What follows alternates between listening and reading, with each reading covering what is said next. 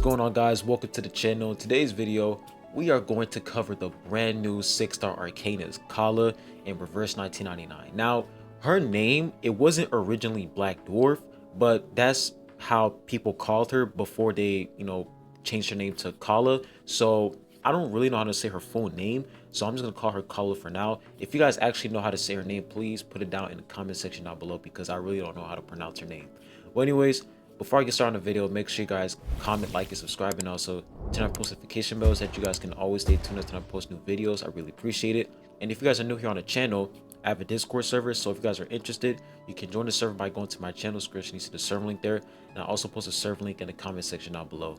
But anyways, let's not waste any time. Let's hop right into the video. So apparently, it seems like Kala is going to be the first phase 6-star Arcanist, and I'm really excited because I'm planning on summoning for this character because I really do need another DPS character. So let's not waste any time. Let's go ahead and talk about her kit. So if I come over here to the tier list, you guys can see that she's clearly an S tier. Now let's go ahead and check out her kit. So she's going to be a mental damage type unit, and her Afflatus is going to be mineral. Now you guys can clearly see that she's going to be a DPS and a burst damage unit, but the most unique one of them all is follow-up. It seems like she's going to be a follow-up attack unit. So let's go ahead and talk about her ultimate. She does one target attack, she removes all planets, she deals 600% mental damage, gains 2 stacks of full moon plus 6% skill power for each stack. Planets are capped at 3. So planets are basically her planet. This is how her whole planet thing works. She basically has 3 planets. She has Saturn, Mars, and the full moon. So Saturn, if she casts Saturn upon, like if she casts the Saturn buff, there's basically a Saturn buff, which is the 6% penetration rate for each stack. And you guys can clearly see that it says planets are capped at 3. So you can only get 3 stacks max. That's like the cap is 3 stacks and that's it. So the max percentage you can get for this penetration rate boost is pretty much 18%, and that's actually really good. Now when we move on to the Mars buff, we have plus 6% leech rate for each stack, and of course max stacks is 18%. Now when we move on to her full moon stack, we have 6% skill power. So it seems like skill power, that's probably going to mean, like, her skill like Enchanted Strike and Mythical Meteors is going to do a lot more damage. I don't know, but skill power, I'm pretty sure that means she's going to deal more damage. So once again, plus 6%, 18% max stacks, and that's pretty much how her planet system works. So her ultimate gives her 2 stacks of full moon. So it says that it removes all planets. So the way you want to use this character is, when we look at her first skill, it does 1 target attack, it deals 180% mental damage. Upon casting, gain 1 stack of Saturn plus 6% penetration rate for each stack. Planets are capped at 3. So Enchanted Strike is going to give you the Saturn effect, and then Mythical Meteors is going to give you the Mars effect. So that's pretty much how her kit works. Her skill, each skill basically each skill complements her ultimate, because her ultimate, once you cast her ultimate, she's going to remove all the planets, which means that she's going to remove all the buffs. Not remove all the buffs, but she's basically going to reset the stacks, because you can only get 3 stacks max, and that's basically it. You can only get 3 stacks and that's it. So that's pretty much how her kit works. And if you guys are wondering, well, how can you max her full moon stacks to 3, because you can only get 2 stacks from her ultimate for full moon, and that's pretty much it. Well, if we come down to her insight, for insight 1, it says when a planet is removed, you gain 1 stack of Saturn divination, Mars divination, or full moon divination. So it's basically RNG, and it says depending on the type. So Saturn divination, you get plus 12% penetration rate. Effect stacks, all stacks get consumed after attacking. So that's the way she consumes these stacks. She attacks the enemy, and then once she attacks the enemy, then the effect goes away. That's basically how she consumes the stacks. And then from Mars divination is pretty much leech rate. She's going to heal herself. And then full moon divination plus 12% skill power. Each effect stacks, all stacks get consumed after attacking. So that's pretty much one way you can get 3 stacks for her full moon divination. And another way is, of course, her insight level 3. It says after the caster uses their ultimate, gains one effect based on the most removed planet. So if you remove a specific planet, let's say Saturn, if you remove the Saturn effect the most, then you're going to get one effect. You're going to get one stack of Saturn. That's literally how her Insight 3 works.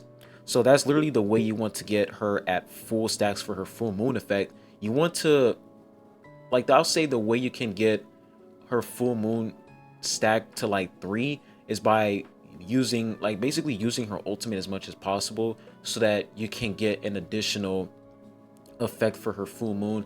And plus her Insight 1, there is a chance of you getting a full moon divination, which is really good. So those are like the two ways you can get, an additional stack for her full moon divination.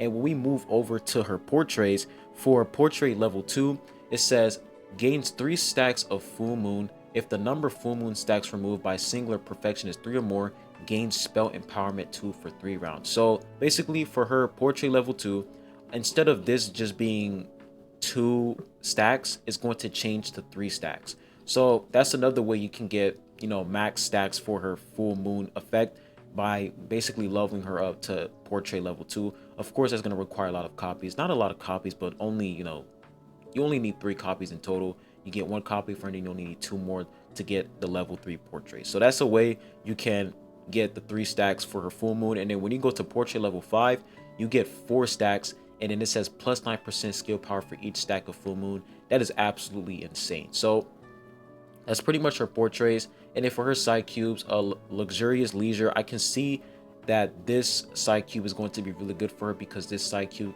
basically benefits characters who do a lot of burst damage. There's going to be an upcoming brand new side cube. I'm pretty sure this side cube is going to be in the 1.3 event, so this might be her best in slot, who knows. And you also have the crit side cube, and yeah, that's pretty much your kit overall. And I feel like her kit, like looking at her kit, is definitely complex, and there's just so much going on. But I feel like this character is going to be really fun, because you're mostly focusing on, getting as much stacks as much as possible so that you can do a bunch of damage. And the fact that she has penetration rate, she has leech rate, and she also has additional skill power, it is insane. Like, she has so many things going on in her kit. It's just mind-blowing. Now let's go ahead and talk about the follow-up attack. So we went through her whole kit. We talked about the planets, how the planets work, how the stacks work, and max stacks and whatever. Let's talk about how can she do follow-up attack. So we read all of her skills in her ultimate, and there's no indication that states whether or not she can, do a follow-up attack. Like, none of her skills and her ultimate, it doesn't say follow-up attack anywhere.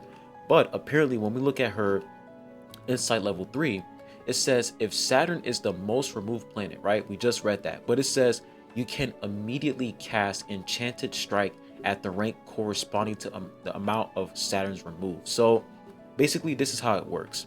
If she removes the Saturn effect, she's going to immediately cast her skill, her arcane skill, Enchanted Strike, because Enchanted Strike gives her the Saturn effect. So that's basically how her follow-up attack works. When she consumes, not when she consumes, but when she removes a planet effect, for example, Saturn, she's going to immediately cast that arcane skill that is associated with the planet effect. For example, Saturn is basically Saturn, the Saturn effect corresponds with the Enchanted Strike arcane skill. So she's going to automatically cast this skill on enemies. And the same for mythical meteors. It's the same thing. It says if Mars is the most removed planet, immediately cast mythical meteors at the rank corresponding to the amount of Mars removed. So once again, if she removes the Mars effect the most, she's going to immediately cast her mythical meteors arcane skill. So that is really crazy. The fact that she has follow-up attack, she has insane burst damage, it's just crazy potential. Like, I see this character doing a lot of damage. She like, her multipliers look insane, like 600% mental damage. It looks like she's going to be a cracked character. I can tell that she's going to be cracked. And now we come to the conclusion whether or not you should summon for this character. So like I said, if you summon for Melania, now Melania, she's a burst damage unit, right? She's burst damage and she's DPS, and she's really good when it comes to Moxie, stealing Moxie and getting additional Moxie. she's a really good character when it comes to Moxie efficiency. So if you have Melania, I would definitely say that if you have Melania, there's no reason for you to go for Kala, because Melania, she is one of, like, she's by far one of the best burst damage units in the game.